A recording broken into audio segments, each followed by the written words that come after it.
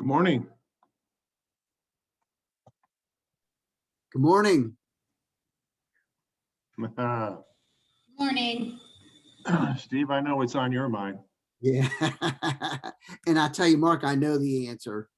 And I tried to explain it to my buyer, but they builders hold cards. We'll talk about that in a sec, Okay.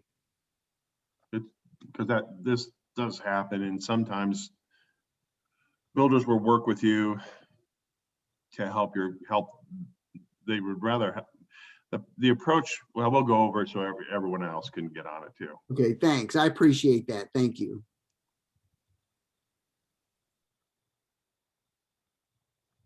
Let's see who else jumps on here for a minute. We'll get started.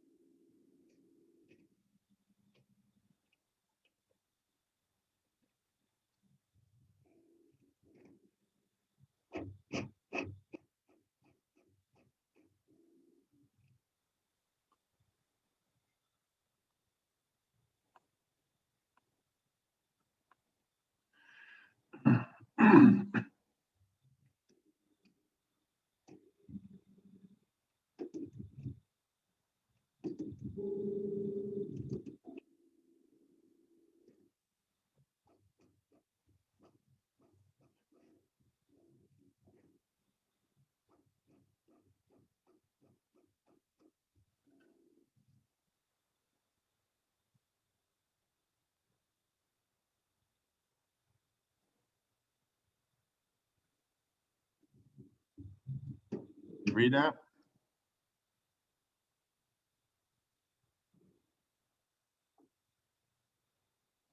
I'm still playing around with trying to still manage Zoom. I think I'd have it down by now.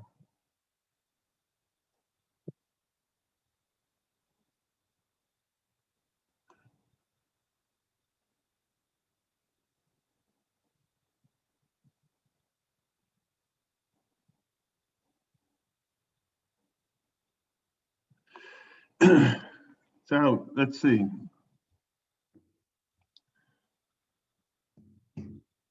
It looks like it's just us cowboys and cowgirls.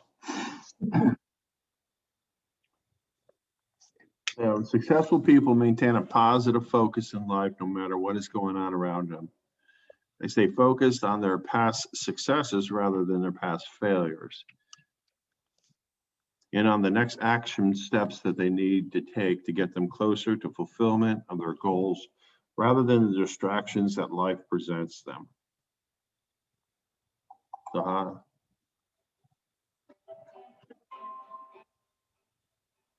Read this.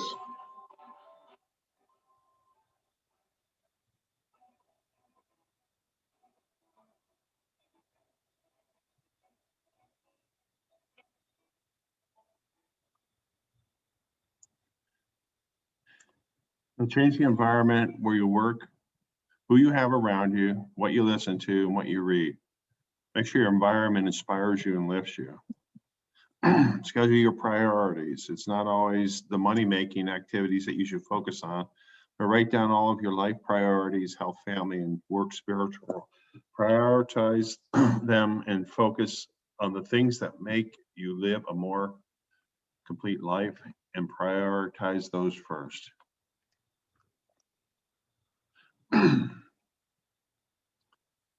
The accountability. So can be as simple as checking in with your colleagues, or Monday mornings with Marks, or or having a mentor, or just a group of friends where you can, have a sounding board. I work a lot with the KWC platform across the country. And when I'm talking to other people that practice what I'm involved with on a day-to-day basis, because as you know, I work, my primary business model is in the commercial world. So I talk to people in the same field across the country in KW commercial. So it's a bond that you build, and it helps in referral. So I do that. I have a coach. I have High Ridge Coaching, which is a commercial coaching group.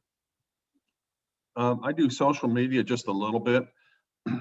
I'm not one to get bogged down, or I'm not one to go look at Facebook in the morning or afternoon or every time my phone, but I have a little bit of social media. I talk to investors and business people. So these people keep me motivated, keep me going. I have a team, so every Tuesdays we have a team meeting, and every Friday we have a wrap up on Friday. We always do business on Friday. Seems like the deals go down on Friday. So we have our discussions on Friday to see how the week went. You get into motion. Tony Robbins is almost an old time coach now. He's been around so long. So what are you reading? Are you reading any books right now that keep you up and keep you going? I think this is important on your mindset. I'm reading The Founder and Force Multiplier by Adam Hergenrother. He's a KW mega agent. He's diversified his business from real estate to expansion groups to a developer, all through the people that he has around him. Who you surround yourself with is who you become, but also who you surround yourself with helps you grow. I'm reading another book that just came out. I was listening to Linda McKissick, and the book is called I Love It Here. I don't know if you can see that, but and then it seems like I have all these little books going around. That's what Ann says. How are you going to read them all? But so that's what I do. So it's like a good way to start Monday is to think about how the week is going to go. Do your planning. Think about you. Think about how to grow you, and business will come. Associate, have a good relationship with the people around you. Not always real estate people. So anyway, I know Steve, you're on. Steve has a question that he addressed to me this morning. So Michelle, Mazel, listen in, and Kelsey's on the line too. So Steve has a builder question. The builder client is in a new build contract, and the buyers are from out of state, it seems like, and they have sold their home, and almost based upon the premise of when the builder was supposed to be finished with the house. And come to find out, the builder's going to have to push it out a whole month. And now the buyer's home is sold. They have moving vans. Everything is on its way. So how do you handle that? Any add to that, Steve?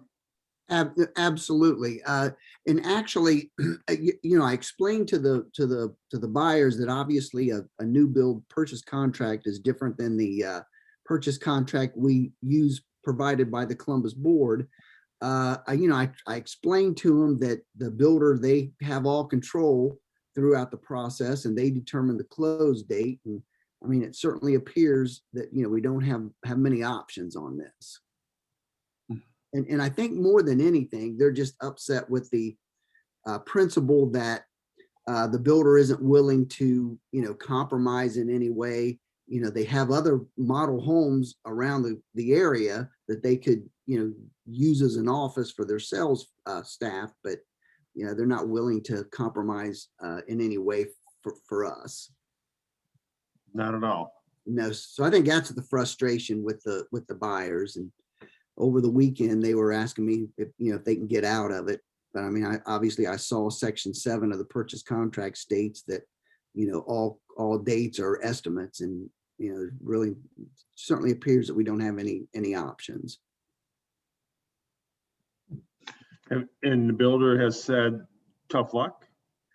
Basically, the rep that we're working with, she said that she has a meeting today at 10 o'clock with the regional VP, and she'll see if they can make any concessions for us. But gosh, I'm not very optimistic.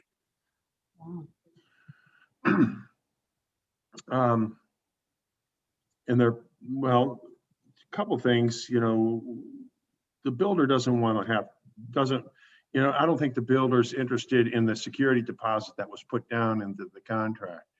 The builder is interested in escrow closing on the property so they could, so they could fund their deals. What you do, I mean, if the buyer is truly sad, then, I have to terminate and I'm willing to lose my $10,000. Is that what the builder wants? Or can the builder, can somehow the builder put the buyers up in a short-term stay place? Now, or what is holding them up on getting how do they expedite their end? I mean, we've done our job on the buying end, but how does the builder expedite their end to uphold the contract? And we were going off, I know the builder can change their mind, but basically the builder did say you can move in on the 25th, but now it's the 25th of another month. And that's not good business practice either. So how do you convey that to your rep, and then maybe come up? I mean, there might be a little bit of a bite here, but what do you do with with the moving van? You're on mute. Okay. Well, we've kind of given them a couple. I mean, of course, our only communication has been with our rep. And, we've kind of given them what we felt were, reasonable, solutions. And, one of them being, let's go ahead and close, put a certain amount of money in escrow, allow them to continue to use the garage as their office, just allow us to move into the house, put a certain amount of money in escrow that we agree to release after the garage has been completed and finished out, per the original contract. I mean, gosh, there's a couple communities that are close by that they could. I mean, I thought it was a pretty reasonable request to ask them to use one of the other communities as an office temporarily, but our rep seems to be pretty steadfast on the fact that we're tough luck for us. But she does say that she's having a meeting with her boss and the regional VP today at 10 o'clock. So hopefully we have some options. Steve, Yes, ma'am. are there any lots available to build, or no? It's all built out? Actually, no, that's a great question. And the ironic thing about this is the last home available for sale in this community by this builder. They have no more lots available in this community, although they are developing other communities nearby. The model home is a model that they no longer build. So the fact that somebody would go through and look at this specific model, it's not available anymore. But I mean, obviously they like to use that to try to capture buyers in the future. But I mean, from our standpoint, it just seems like there's no logic in not allowing us to go ahead and come up with some sort of compromise. What if you came up with an agreement, figure out what the buyer's expense is, and say to the builder, we'll go ahead and close on the 25th, and we'll rent it back for $3,000 a month or something like that. That's a great suggestion. That's a That's great suggestion. The builder And that- would rent back. If you, you cover my housing storage, so you go back to the builder and say, cover my moving expenses, which shouldn't be that much. No. And we'll close on the 25th like we were planning on, and we'll rent it back for $3,000 a month. And that way, that would give us the money to pay for a short-term rental. I'll tell you, I think that's a great idea. And actually, Mark, the 3,000 was the number I had in mind when you mentioned that. And the thing about it is they're using one of those pod services. So in Mississippi, Madison, Mississippi is where they're moving from. The pod service is loading the pod and putting it on a truck for transport. And then they're unloading the pod here in Central Ohio, which they will store until they bring it over to unload it at the home. So the storage fees probably won't be that outrageous. They just have to, find, suitable housing in the meantime. So, the event being is find out what the storage of the pod would be for, if it's supposed to be 1 month. Yes. And then say, I'll tell you what, you would close, and if it's $500 storage fee, then why don't we just escrow close for $3,500 rent back for 1 month, and then don't even bother. We'll cover all the expenses. Put it into one lump sum. Get it in writing that they will be cleaned up, moved out by June 25th. On or before, or there's there's a per diem cost. If you say 30, April, May is 30 days or whatever. If you go 3,500 divided by 35 days, or 35 days, what am I talking about? 3,500, what month am I in? 30 days. That's $120 a day. Yeah. So if we don't have if you can't get out by June 25th, then you have a per diem cost of $120 a day. It's only because, and I'm not sure about the DR Horton contract, but I know some builders will say, if you don't close when we say we're going to close, you owe me. Yeah. DR Horton's $75 a day if we don't close on their close date. Yeah. Yeah. And so we're ready to close on the 25th, and we would like to continue that. We would like to rent back at $3,500 a month, and we'll cover our moving storage for a period of 1 month. That would cover our living expenses, and then we need to have an in contract, have something agreed to in writing that June 25th is the drop dead occupancy date, or there's $120 per diem. Yeah, I'll tell you, makes total sense. I that's a very logical, very reasonable solution. Yeah. Our specific rep, the thing with her, she just, was not willing to commit to any dates. No, she can't make a commitment to a third party. She doesn't know what's going on uptown. No, she doesn't. And the buyer understands that it's not her, she's not the one that's created the miscommunication that comes from levels much above her. And there again, they're scheduled to have a meeting today at 10 o'clock. So hopefully they can, come up with some, something to, suffice the buyer, this morning. And I think you lead the premise of, it's not, just tell her, I'm sure it's DR Horton's premise not to disrupt their clients who are interested in purchasing their home.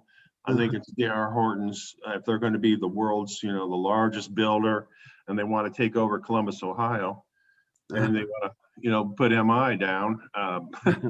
It's, you're going to have to do you don't want one bad rep is 10 house losses, Yes. and I think the idea to have a win-win, and it may be a little bit more than you think about paying, but $3,500 will cover the buyer's rental. Uh-huh. And I'm sure the buyer would agree to, even if they did a credit on, the purchase price. I'm sure the buyer would agree to that, to make it simple for everybody. So I don't know, but I appreciate that. That's, very good. I certainly appreciate and respect everyone's input and advice on this. Yeah. Well, it's, it's going to have to be one of those conversations had. Yeah.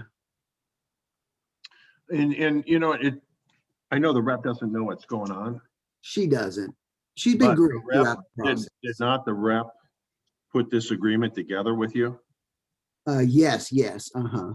Okay. Did she not know that if you're going to take the model out of a garage, Uh-huh. that she should have been on the phone and saying, hey, you're falling behind time. Uh-huh. The contract says this and that and the other. Don't you think that conversation should have been had? Yeah, well, I tell you, the excuse that they're using is that on the new model home in the new neighborhood, there was an issue with the steps. And they're Well, then fix it. Yeah, they're having to reconfigure these steps. They can put a ramp up. Yeah, that's too logical. And they're saying that they're having trouble getting building material, which, I mean, I don't know. I mean, I haven't looked at lumber at Home Depot for a while, but yeah, I'm sure a carpenter could build steps. There's that it doesn't make, you could tell him, that really doesn't make sense. You guys are in the home building business. You mean to tell me you don't even have scrap lumber that Exactly. you throw away that would be sufficient, a new material that you're going to throw into a dumpster? And of course, they have a section 23 of the purchase contract states, uncontrollable circumstances, and Well, that's not liable. That's BS. You see, they're in the home building business, and you're talking about finishing out the garage. And if you can't finish out a garage, how the hell are they building homes? I don't know. That's our thought exactly. Yeah. Exactly. But and I think more than anything, even if they would make an attempt to compromise, I mean, my people would be happy. They're very reasonable people. Yeah. Yeah, it's crazy. Well, try that approach. Well, thank you. I appreciate everyone's input. The thing is you go back to them and throw out your ideas and say, D.R. Horton's a pretty big company. Mm-hmm. And this is not the first time this has happened to them.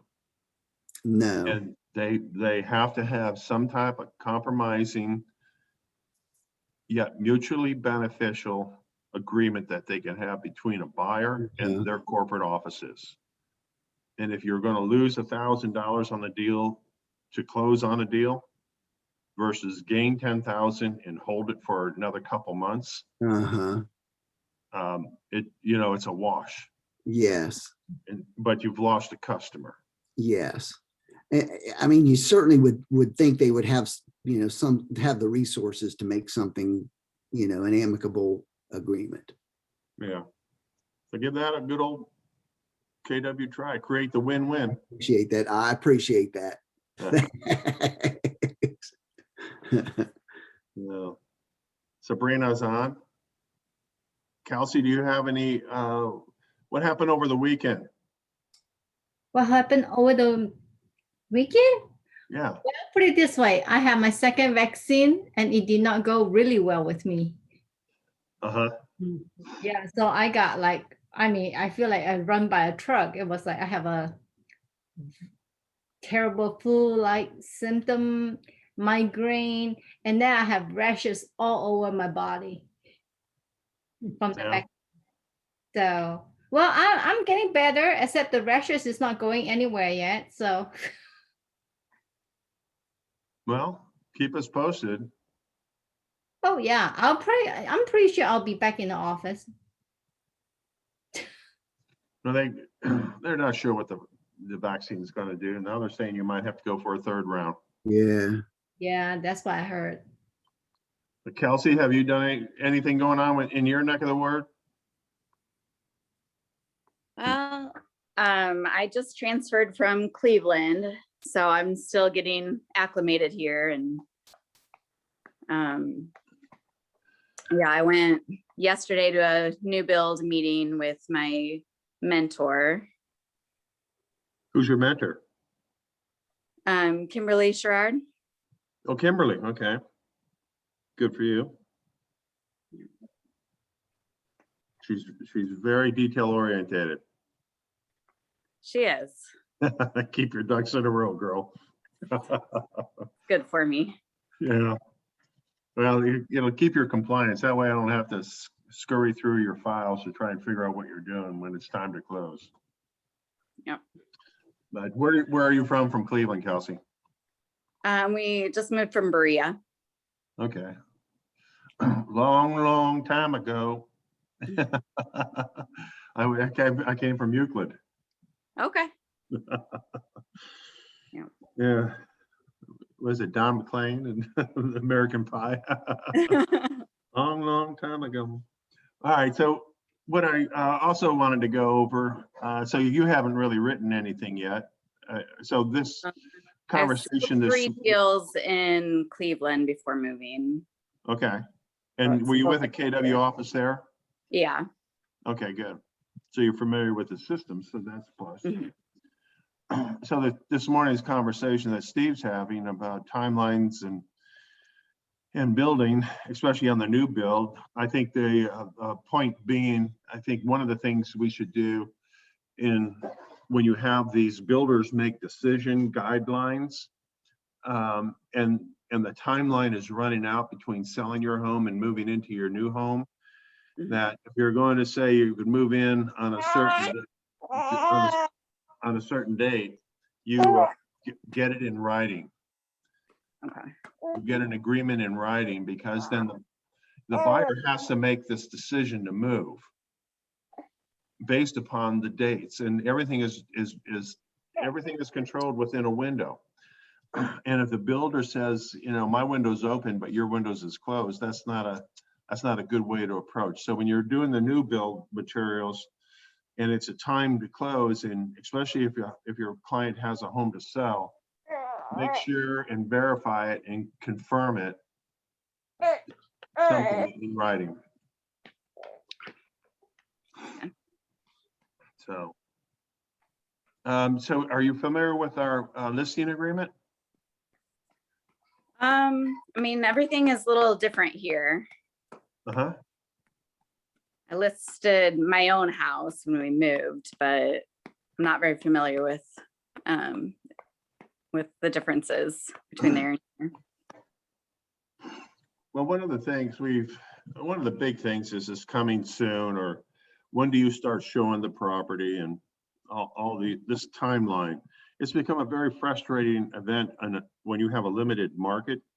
There are not enough homes to go around for the buyers that we have in the inventory. We've got 30-day supply of houses, and believe me, they're going, and they're escalating in pricing too. And at some point, the pricing will be saturation, and you'll start to get a pushback. But the way they started breaking down the listing, the exclusive right to sell listing agreement, is that they have an enter date. You get the contract on this date. So if I take the listing today, and then I'm gonna do, I don't know, let's just do to the end of the year, blah blah blah. I'm going 123 Main Street, so much money, but the listing will be added to the MLS on what date. So if I'm taking it today, I'm gonna put it in the MLS on,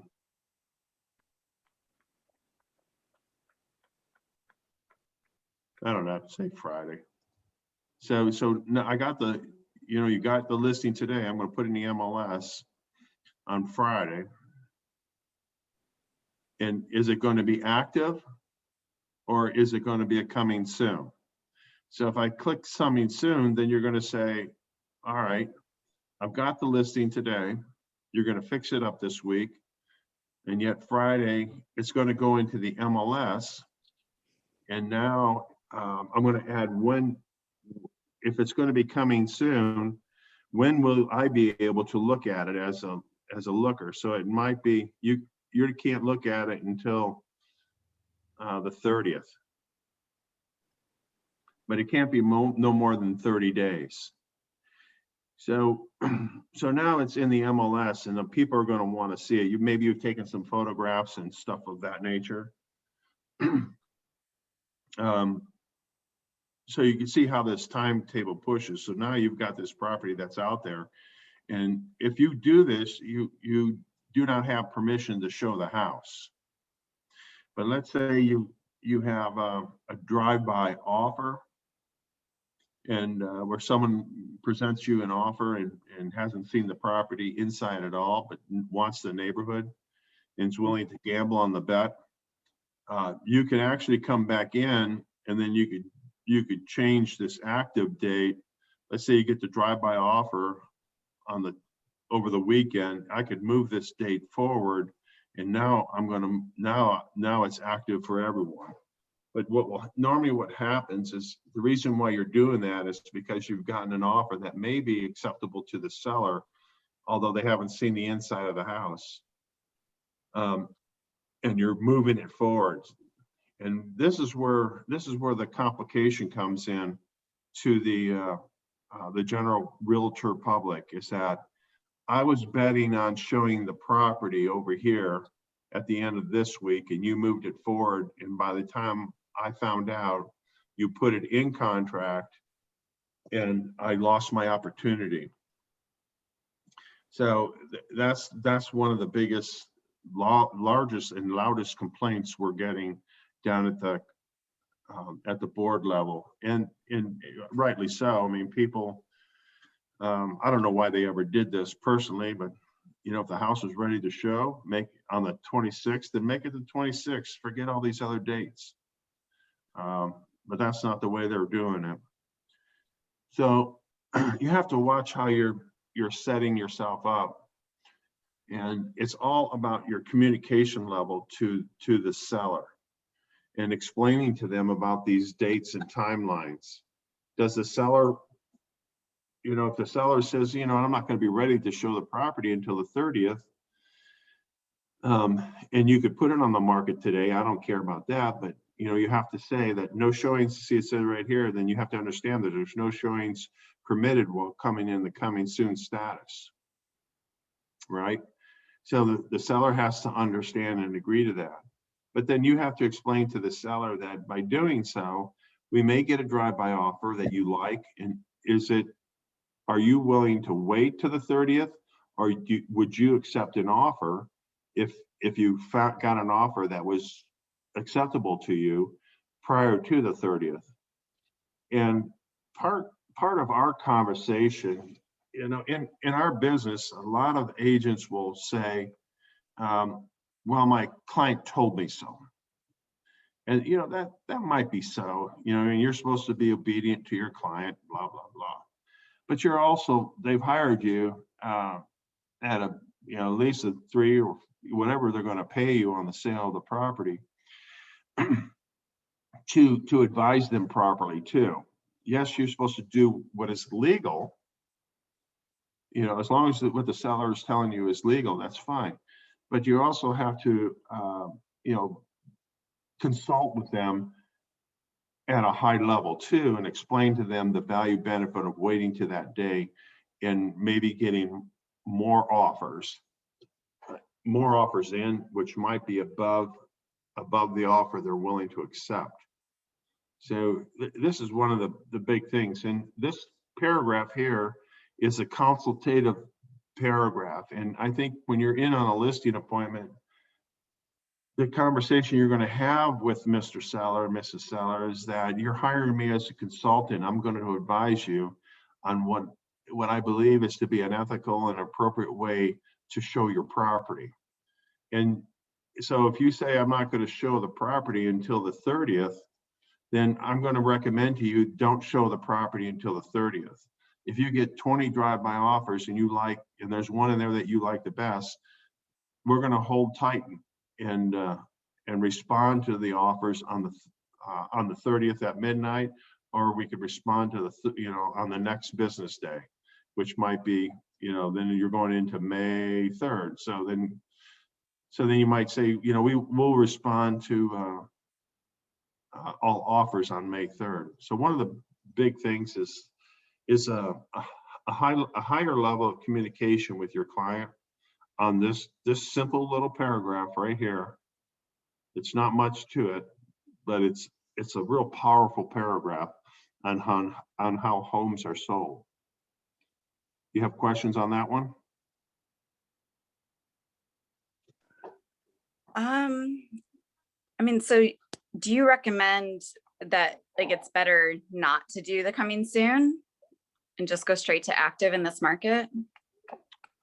Well, what I would, to me, I mean, my approach is that, when the listing will be added to the MLS, if I'm going to go active here, I'm going to take it out of the coming soon, and then I'm just going to go to the 23rd here, or what did I say here? So if I have the third, if I was to do in a coming soon status, we're not going to look at it until the 30th because you need a couple more weeks to get ready. Then let's just go active on the 30th and forget this. And what the people are saying is, well, I need time to expose my property. I got to represent my client the best way. Yeah, that's all fine and dandy. But that might be, to me, that statement might be true if we had 8,000 listings in the MLS today. But in today's market, we've got about 1,300 listings, and that includes the outlying counties. So we might have 500-600 listings in Franklin County, and the surrounding county isn't even going to be that high. So we really don't have many listings. If we were back up in the heyday when there were 6,000, 7,000, 8,000 listings on the market, and it was more of a buyer's market, I could see this kind of strategy going on. But with today's market, your house, it goes, you put it in the MLS, and by the end of the weekend, you're in contract. It's such an active marketplace today. So to me, if anything else, if you're going to do it coming soon, come back over here and then, maybe do a coming soon. I'll put it, go in the MLS on the 28th, and we'll start showings on Saturday, May 1, something like that, the weekend. Or you might want to do, so the strategy might be, we'll start showings on May 2nd, which is Sunday, and that's your Sunday open house. So now you only have 2 days, which the odds skinny down about drive-by offers, but then you have, then you could strategically plan for a high quality open house by having aggressive marketing in place. And you might have 2 agents with you just to take names and numbers. So I'm not one to put a whole big spread of time in this window here. I know it's 30 days. To me, I like the window short or not at all. That's my preference.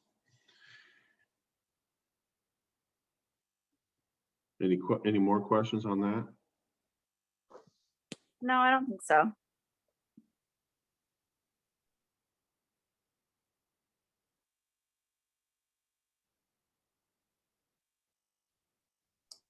Hey, Mark, can I ask you a question? Yeah. I actually have a listing was signed for this coming Thursday, the 22nd. But Picture is on the same day, so the picture probably will not be available until Friday. Mhm. So what should I do? Should I just postpone it to Friday? It goes active in the MLS on the 22nd. Pictures aren't until Friday, the 23rd. Yes. You could take a Google, snippet of a picture and just pop it in there. You need one photograph. Uh-huh. You need at least one photograph to do that. Okay. And then on Friday, you could just dump all your quality photographs in from whatever professional you're using. Okay. So you think I should just go ahead and list it on the 22nd instead of change it to the 25th? I mean, I can have them re-sign the paperwork. So if you, It's because they actually is the buyer, the one that want the move, because on so in your scenario, so if you listed it today or on the 22nd, and Mhm. your start showing date is the 25th, and you could, go through and plan your plan your open house for that 25th, that's Sunday. And Oh, then we're you, not gonna do open house. No open house. okay, Mhm. well then, I wouldn't worry about it. When does he want to start showing date? The Friday. Yeah. It's just because they are having someone working on the property, and it's not gonna be finished until Thursday morning instead of Wednesday. So we have to move the photographer to Thursday, so we were able to get the picture back by Friday. Mhm. And I know it's gonna be gone because I got people already calling. And the worst part is it's not even listed. I mean, I'm not sure how they find out. I mean, the only people that know is in the office. So I'm like, Mhm. yeah. Well, you could do it your way. You could drop a single photograph. You could do a Google snippet and of the front of the house, just drop it in there. And then Friday you get your download and you Mhm. can populate your 20, 30, 40 photographs, whatever you're doing, Mhm. into the MLS. And, by Monday, you're scheduling your closing. Yay, I like that. How about Sunday? All right. Right. Yep. Thank you. But my idea is to keep the window short if you're going to do it coming soon. I know. And, We do not want coming soon. That's another thing. We do not want coming soon. yeah, I don't like coming soon. It's because I got burned so many times. It said coming soon, but before we even get to coming soon, the day it is already in contract. right. Yeah. So, and I'm telling you, here's the thing about this, our crazy business. If you befriend other realtors, they'll remember you. And when the time comes, and there will be a time that will come where you're going to present an offer to an agent that you were fair with and you respected their timeline, and they're going to remember you. I remember winning. I would ask, well, if it was a multiple offers, why did you pick me? And it's because I did business fairly, Mm-hmm. and Agree. and they didn't want to have to deal with the aggressiveness of some of these agents out there right now of just trying to be hard nosed or just obstinate sometimes. Sometimes when you treat somebody else fairly, they would rather do business with you. Sometimes even if you're a lower offer. Mm-hmm. Yeah, because you're a consultant, and if the agent knows that I can get the deal done versus some obstinate realtor, that will make a big difference in their conversation with their selling client, and they're gonna be favorable to you. So you know that old saying, what goes around comes around.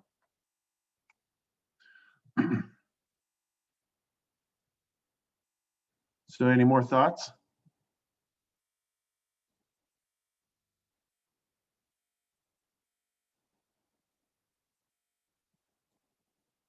So Kelsey, being the new kid on the block, what's your game plan? Well, I'm trying to jump in quickly. I'm still waiting on business cards, so I'm like brand new here, but I'm trying to jump in quickly, tag along as much as I can with Kimberly. I'm mostly trying to work my sphere still, but because I've got a fair amount of content here. Your sphere is real critical. I mean, right now, it's easier to work your sphere properly and keep it structured. And if you're going to use a CRM like Command, is to each time it's easy now when you have a small sphere. And if you don't keep your database managed properly now, when all of a sudden you have 2,000 or 3,000 people in your database and it's a big mess, it's a lot harder to get caught up. So keep the conversation going and reach out to your neighborhood. Are you in a subdivision? You're out in the country? Where are you at? We're actually in an apartment temporarily. Okay. Not to be nosy, but if your rent is $1,200 or $1,500 a month, those are home buyers. If your apartment complex, so if you have the opportunity to meet your neighbors and just let them know that you're moving into a home and you are a realtor, or start figuring out your database, your apartment dwellers are home buyers. It might be a passive way to approach it, but it's still part of your database. Some of these apartments, I mean, they're $2,000 a month. I'm going, why don't you own a home? Right. So think about that, but get your name tag and wear it when you go grocery shopping and stuff like that. I think Kimberly will tell you she gets business like that all the time. She told me she recommends a lot of shirts and stuff, of just making sure people are aware that you're in real estate. And yeah. Okay. All right. Well, that's good. We had a good conversation today. Can I ask one question? Hey, what are you up to? I just jumped in here. Steve on the phone with D.R. Horton. Yeah, I'm sure he's heading that way today. That's an interesting situation. So What's your question? My question is for an expert. We are buyers, Steve and I are buyers in this market, and wanting to know if you have any tips once the next home that we want to offer on comes up. What I'm finding is when you present an offer, we're giving up our commission back, which, to the seller is going to net more and not play into the appraisal, that sort of thing. But I don't think that sellers of homes and or realtors that are the listing agents really understand the value of what you're giving that back. So you say round out to a $500,000 home.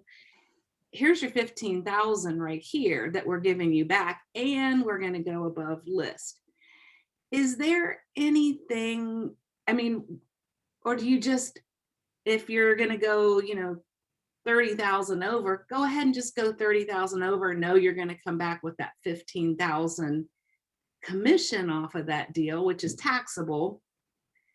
And what other tips? I'm feeling like we just need to go in hard and forget that we're trying to net off our commission. Is there anything else? What about, because then here you are, you're the buyer. Right. And you're over here, I'm going to give. Now you have to rely on the listing agent to convey what you're talking about. And the listing agent is that, how good is the listing agent, and will they do a good job of conveying? Right. What about, you as the buyer doing a net to seller sheet based upon the gross dollar amount that you want to offer. And then at the bottom of the line, then it has the big net to seller. Right. And then, you know, handwrite, you know, from this net to seller, you subtract your balance, and that's what you'll get. Maybe have the buyer do a net to seller for the seller. And, Yeah, and present that document along with your contract. Mm-hmm. I That's think if you go into Chicago Title's website to do a net to seller, now it's not always right. yeah. But, it'll pull the mortgage balance. We did just get a new app from Chicago Title. They just rolled it out. It is fabulous. There you go. Yeah. So having a buyer present the seller with a net to seller, based upon our offer, this is the net to seller that the buyer is expected minus the principal payment payoff of your existing mortgage. And so then, you know, if you have, you know, if your net to seller shows, you know, $500,000 purchase less, you know, okay, you only have one buyer side, you have the listing agent's commission, Right. but you don't have the buying agent's commission. You could say, you know, please note, we are giving up our commission. And again, that's preparation. Maybe, you know, showing that you're more prepared than the other agent might be a plus too. Right. Yeah, that's a good thought. And I mean, I would hate to think that the listing agent is not going to want to reduce the purchase price, you know, but we wouldn't think that way. You want the best for the seller, but I'm not sure all listing agents are going to want to reduce the purchase price and diminish their commission, even though it's small, you know, who knows? Yeah, but see, when you prepare your net to seller, like if I go 3% on 500,000, okay, that's 15,000 to the listing agent, that's 15,000 to the buying agent. Mm-hmm. So let's say now I'm going to go at $485,000, and you know 3% is 15, 25, 12, 13, 14. So then you show in your net to seller, if you're doing your net to seller, well, I'm not making $15,000, but I'm making $14,550. So I'm giving up $350. Right. So, but you see, when it's in front, when the paper is in front of the seller can say, well, I like that. Yeah. And then the seller is going to look at its agent, and what's the agent going to say? No, that ain't happening. I want Right. Yeah. $50. Yeah. my $14,000 isn't good enough. I want 15. Yeah. And, Yeah. you know, They're not going to, but you also just wonder if that would come into the mind. It wouldn't for us, but I mean, I've even thought, you know, hey, here's some dinner gift cards, have at it, you know, which I don't think we're allowed to do, are we? I don't think so. No. Look his What? eyes. That means that's a no. what my look? Oh yeah, that was a no. Yeah. Something like But that. that you as a buying person can't give a seller something? Seller's agent. Yeah, you can. So in the contract, it says, you know,